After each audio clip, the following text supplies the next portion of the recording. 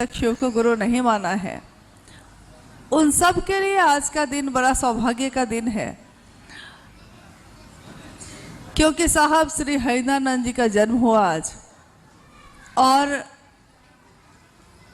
हमारे आपके जैसे सामान्य लोगों का जीवन जो अंधेरे में भटक रहा था, उसको एक रास्ता दिया उन्होंने, एक रोशनी दिखाई जिसके सहारे हम अपने जीवन को जीने की कला सीख गए। ऐसे साहब हरिनानंद जी आज चेन्नई के इस छोटे से हॉल में कुछ लोगों के बीच उपस्थित हैं। ये हम सबों के लिए परम सौभाग्य की बात है।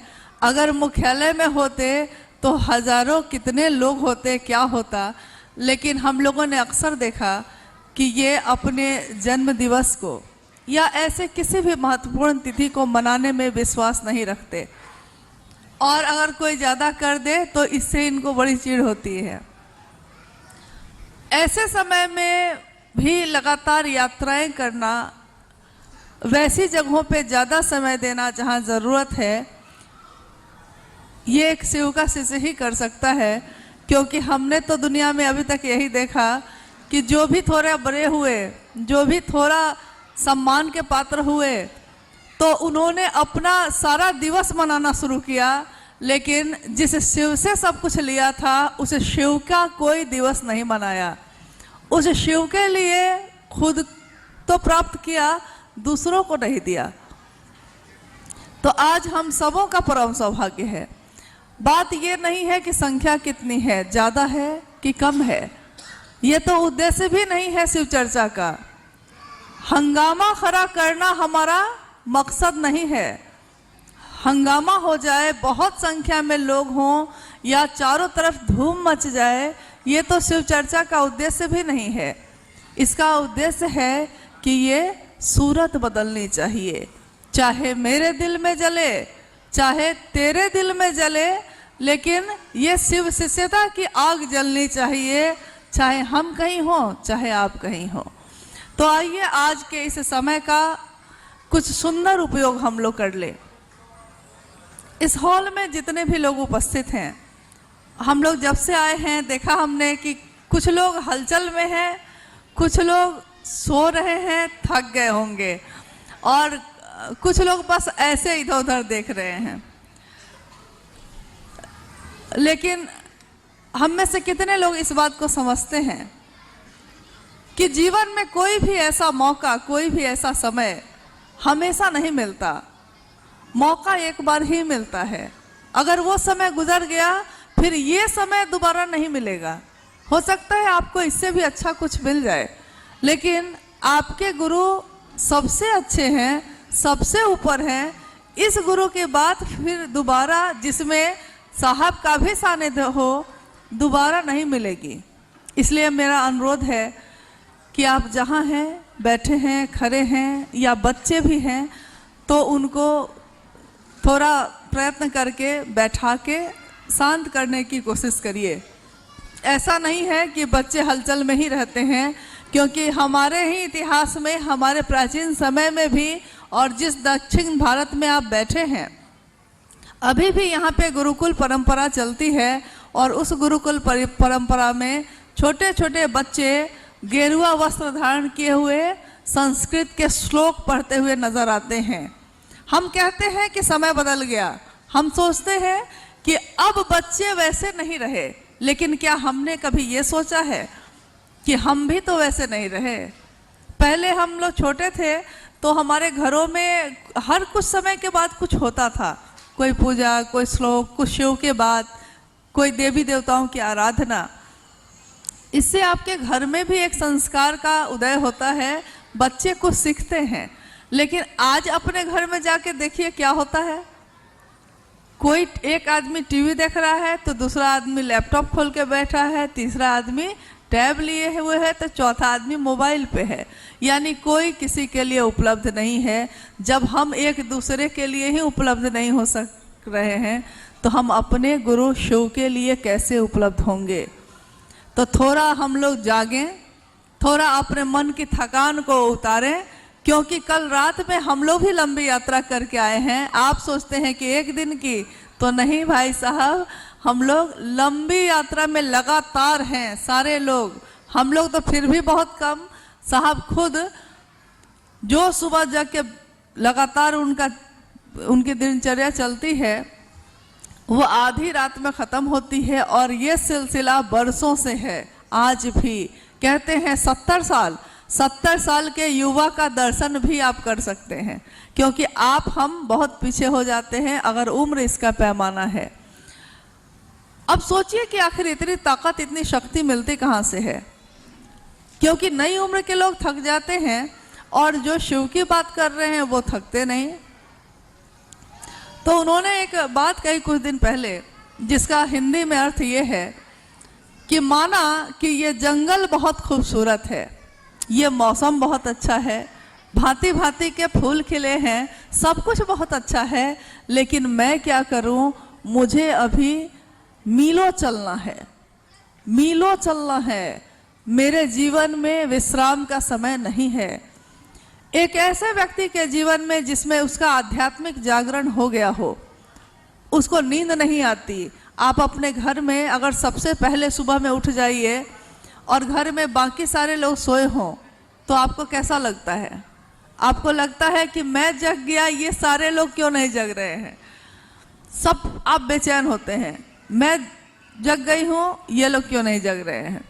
यानी एक आदमी नींद से जगता है तब तो उसके अंदर ऐसी बेचैनी होती है, और आध्यात्मिक जगत में अगर उसका मन जग गया है, अगर उसकी चेतना जग गई है, तब उसके जीवन में कैसी बेचैनी होगी। और ये बेचैनी उसको सोने नहीं देती, उसको विश्राम करने नहीं देती, लगातार चलाए रहती है। हम लोग जिस बात के लिए, जिस उद्देश्य के लिए यहाँ एकत्रित हुए हैं, पिछले वर्ष पहला शिवगुरु महोत्सव हुआ था चेन्नई में। दक्षिण भारत के बारे में कहा जाता है कि ये तो साक्षात शिव की ही भूमि है। शिव की पूजा, शिव की अर्चना, शिव के पुत्रों की पूजा इस धरती ने आज नहीं, इसके प्राचीन इतिहास से ये चला आ रहा है, यहाँ होती आई है। यानी शिव के लिए कोई संशय नहीं है, शिव के लिए आस्था है, विश्वास है, सब कुछ है। बस आपको अपने जीवन का कुछ समय देना है ताकि दूसरे को आप समझा सकिए कि जिस शिव की पूजा अर्चना विभिन्न रूपों में हम और आप करते हैं, वही शिव महागुरु महादेव भी है, जगत का गुरु है, विश्व गुरु है, आदि गुरु है।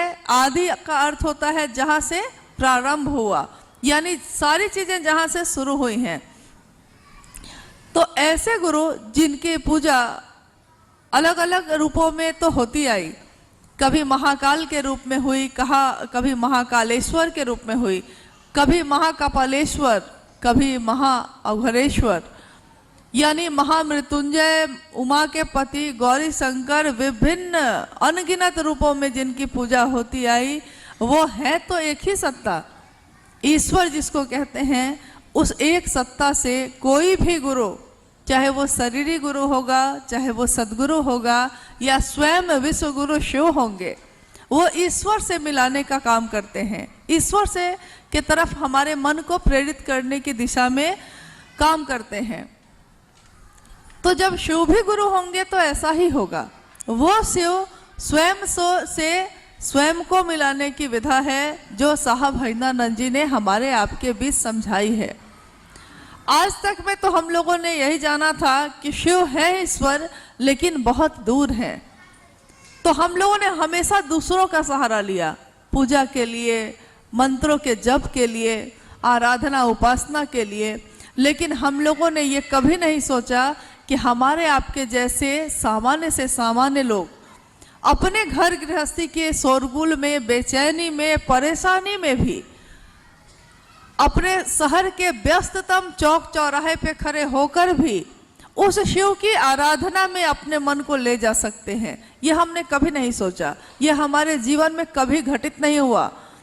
क्योंकि हम लोग सब सोचते थे कि अगर ईश्वर की आराधना करनी है, उपासना करनी है, तो गृहस्थी को छोड़ना पड़ता है, वैराग्य लेना पड़ता है, ब्रह्मचर्य का व्रत लेना पड़ता है, हिमालय की कंदराओं में या ऊंचाइयों में जाकर साधना करनी होती है। लेकिन साहब हरिनानंद जी ने यह समझाया कि इसकी कोई आवश्यकता नहीं है, क्योंकि आपका मन ही उसकी संगत करता है। आप चाहे हिमालय में चले जाइए या अपने घर के गृहस्थ आश्रम में रहिए, आपका मन उस अगर ईश्वर की संगत कर लेगा तो आपके जीवन में वह सारी चीजें उतरती हैं और इसका परिणाम बहुत सुंदर होता है। लोगों को लगा कि ऐसा कैसे हो सकता है, क्योंकि हमारा मन तो शिव पे टिकता ही नहीं है। हम टिकाते हैं, बैठते हैं पूजा पे, साफ सुथरे होके धूप अगरबत्ती फूल लेकर बैठते हैं, लेकिन हमारा मन भाग जाता है। ऊपर से तो दिखता है कि देखिए कितनी श्रद्धा से हाथ जोड़ के आंखें बंद करके भगवान की पूजा कर रहा है कोई, लेकिन वो आदमी जानता है कि उसका मन कितनी देर भगवान पे टिका है, उसका मन नहीं टिकता। अब आइए कि आखिर ये 3 सूत्र जो उन्होंने दिए शिव को गुरु बनाकर, ये 3 सूत्र क्या है? ये 3 सूत्र जिस पे अभी थोड़ी देर पहले अनुभव भी बोल रहे थे, ये 3 सूत्र क्या हैं? क्योंकि कोई भी बड़ा उद्देश्य जब हम अपने मन में संकल्पित करते हैं और उस काम को करने की दिशा में बढ़ते हैं, अगर उस काम को करने का तरीका नहीं आएगा तो उस मंजिल को आप प्राप्त नहीं कर सकेंगे जिसकी दिशा में आप बढ़ रहे हैं। पहला सूत्र जिसमें हम मन ही मन कहते हैं, हे शिव आप मेरे गुरु हैं, मैं आपका शिष्य हूँ, मुझ शिष्य पे दया कर दीजिए। हे शिव आप मेरे गुरु हैं। हर शब्द इसका समझने और अनुभूत करने योग्य है कि हे शिव यानी ईश्वर को कहा जा रहा है, आप यानी आप, मेरे गुरु यानी मेरे अपने, आप अभी तक ईश्वर हैं, भगवान हैं, सबके लिए हैं, लेकिन जब तक आप मेरे लिए नहीं होंगे, सिर्फ मेरे लिए नहीं होंगे, आदमी का स्वभाव है वो उसकी परवाह नहीं करता। इस हॉल में आप हैं, इस हॉल की बुकिंग 1 दिन की है, इस हॉल से आज हम लोग चले जाएंगे, कि आप में से कितने लोग लौट के आएंगे देखने के लिए कि इस हॉल में कहीं कुछ टूट फूट भी गया है क्या, कुछ गंदगी भी है, सफाई की ज़रूरत है? नहीं आएंगे, क्योंकि ये आपका नहीं है, लेकिन जिसका होगा वो आएगा, वो सफाई करेगा, वो जाएगा। सड़क पे हम और आप सब समान रूप से चलते हैं, रेलवे पे चलते हैं, अगर टूट जाती है सड़क, सरकार को कोसते हैं हम, लेकिन क्या हम में से कोई आगे बढ़ता है उसको ठीक करने? क्योंकि वो सबकी है तो मेरी नहीं है, मेरी सिर्फ नहीं है तो हम परवाह नहीं करते, उसका भी है, उसका भी है, उसका भी है।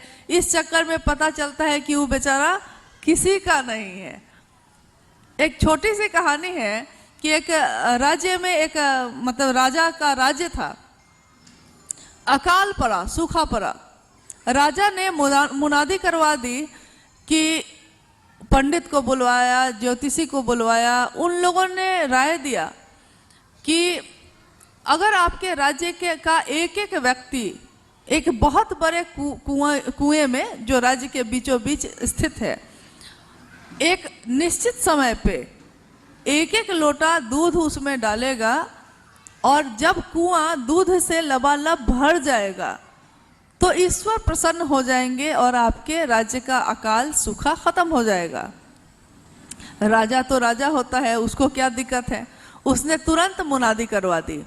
पूरे राज्य में ढिंढोरा पीट दिया गया कि अमुक दिन आना है, सबको 1 लोटा दूध लेके आना है और कुएं में दूध भर जाना चाहिए। जिस दिन ये घटना होनी थी, राजा अपने महल के सबसे ऊपर वाले जगह पे खड़े होकर देखने लगा। देखकर बड़ा प्रसन्न हुआ। उसने देखा कि उसके राज्य के सारे व्यक्ति, लंबी मीलों लाइन लगी हुई है और सारे लोगों के हाथ में बड़ा बड़ा लोटा। राजा प्रसन्न हुआ। उसने सोचा कि देखिए सबने मेरे कहे अनुसार किया तो निश्चित इसका परिणाम वैसा ही होगा जैसा ज्योतिष और पंडित लोग कहते हैं। अंतिम लोटा राजा को खुद देना था।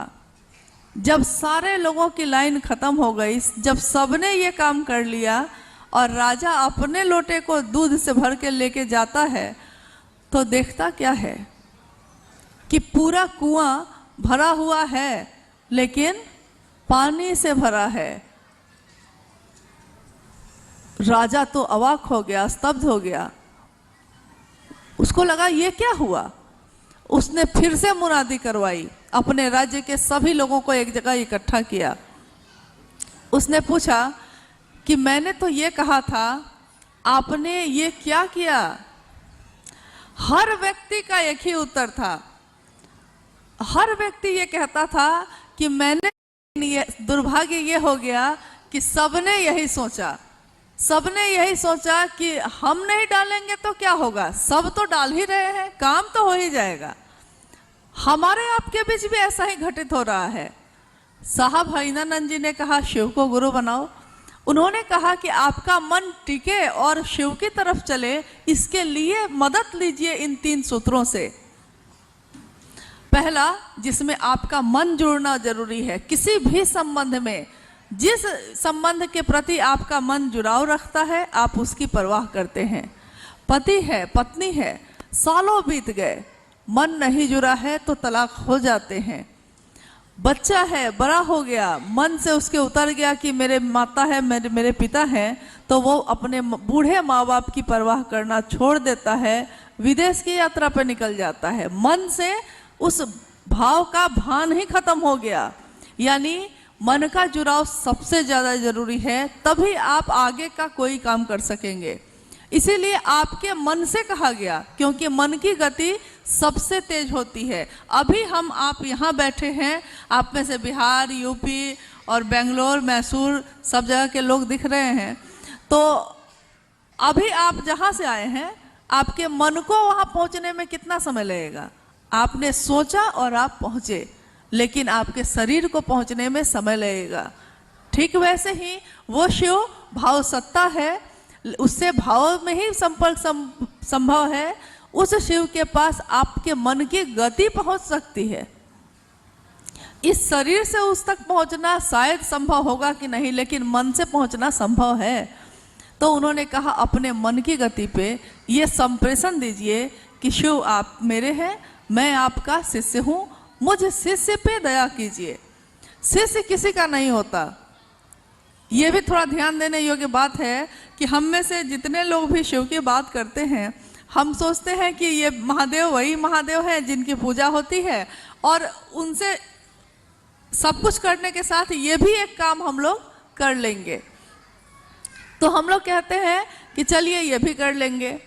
लेकिन आप ये बताइए, एक बच्चा जब स्कूल में अपनी शैक्षणिक शिक्षा लेने जाता है, स्कूल में पढ़ने जाता है, तो वो क्या करता है।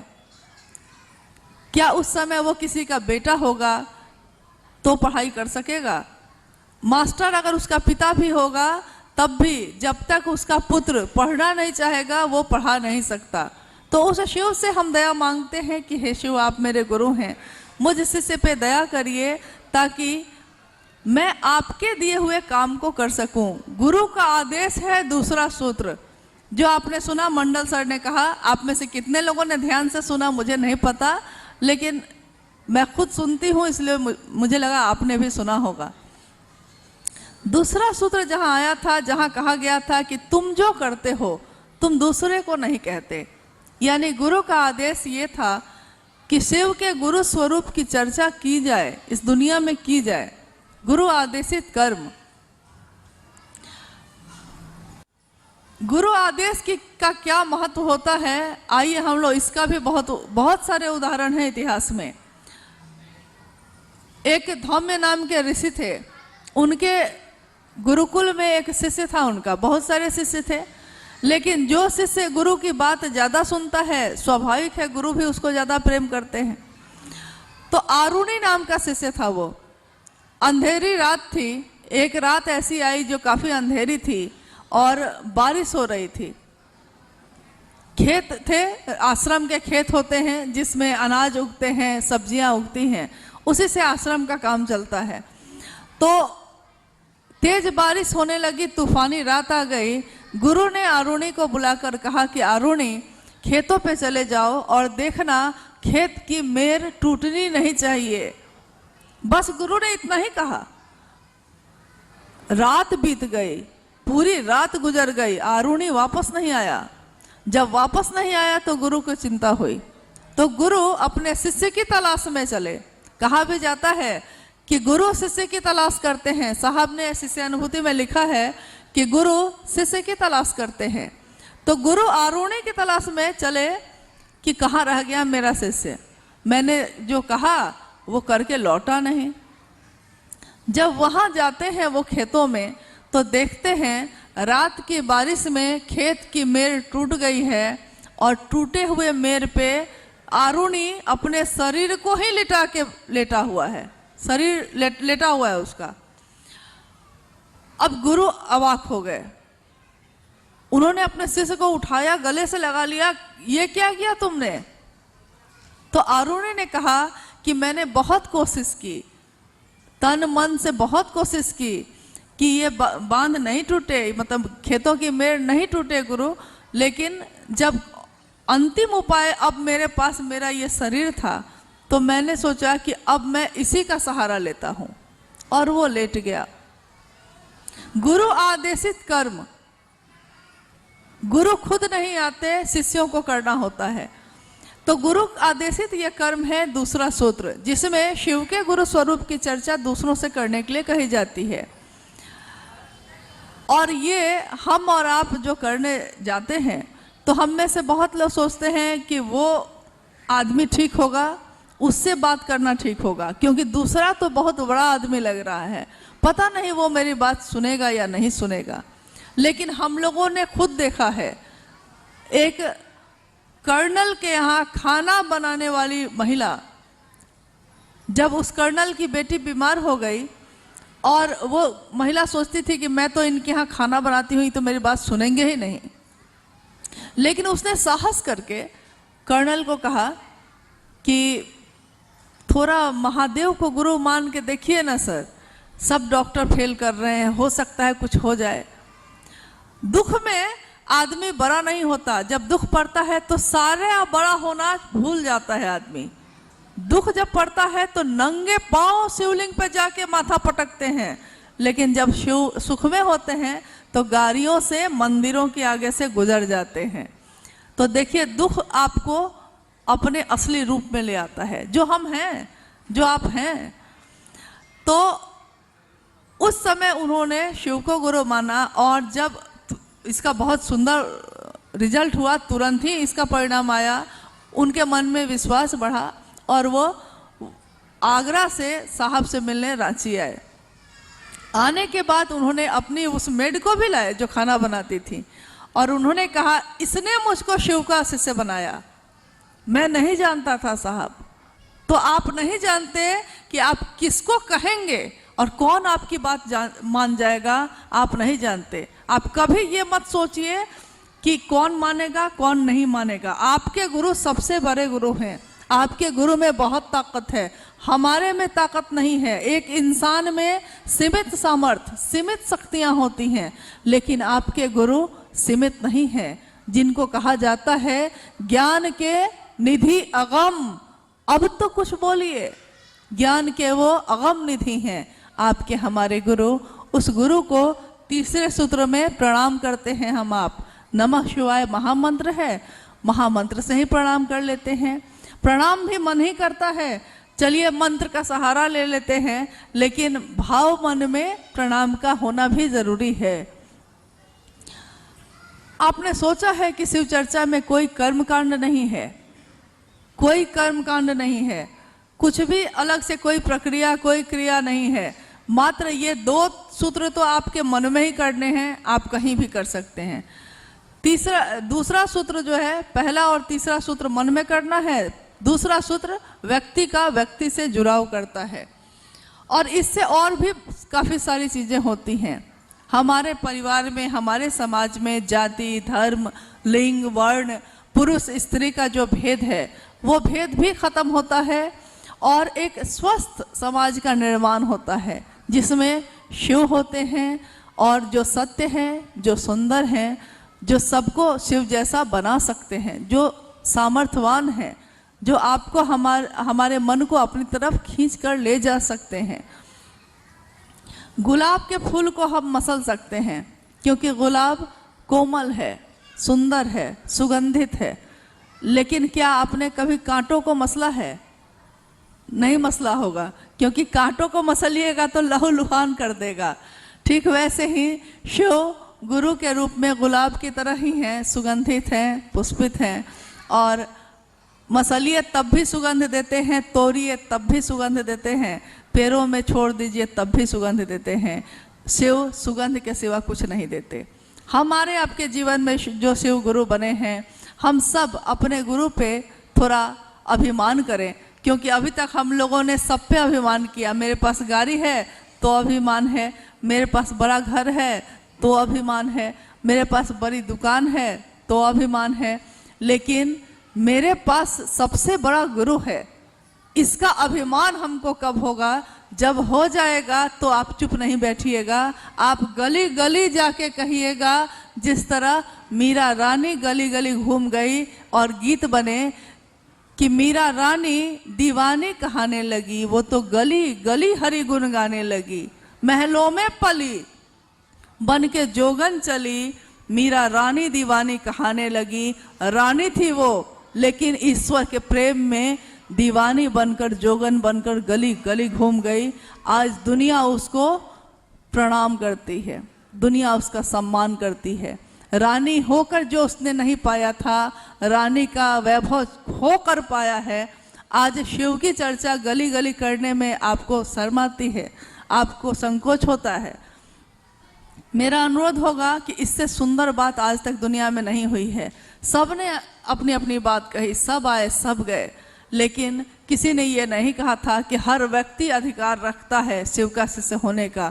किसी ने ये नहीं कहा था कि शिव तुम्हारा अपना हो सकता है, उतनी बड़ी सत्ता वो मेरी हो सकती है। ये कभी मेरे जीवन में नहीं आया था।